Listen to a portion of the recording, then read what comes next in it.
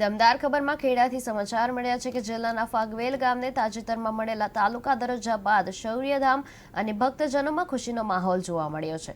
ભક્તિ અને શૌર્યની ધરતી ગણાતું ફાગવેલ, જે કે વીર ક્ષત્રિય ભાતીજી મહારાજનું પાવન ધામ છે, હવે તે તાલુકા તરીકે માન્યતા પામ્યું છે।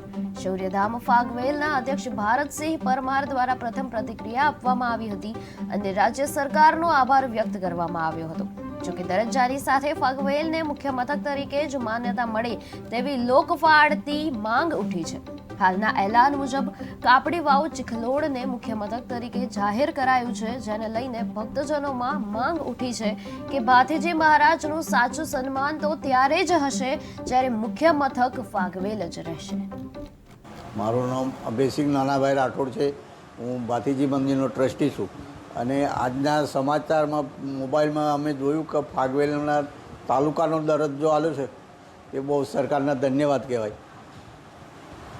કાપડી વાવ તો હવે અહીં ફાગવેલના પહેલેથી આલેલો દરજ્જો પહેલાં 5 વર્ષ પહેલાં આલેલો તો એટલે નહીં બન્યો ને આ ફરી આલે તો હજુ કાપડી વાવ મને એના લીધે તો તાલુકો રદ કરેલો સરકારે, કંઈનો વિરોધ હતો એટલે ફાગવેલનો।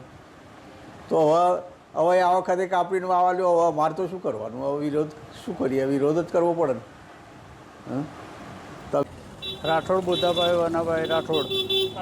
બુધાભાઈ, ક્યાંના છો આપ અને શું કામગીરી છે આપ? ફાગવેલના છું અને સરપંચ પ્રતિનિધિ છું।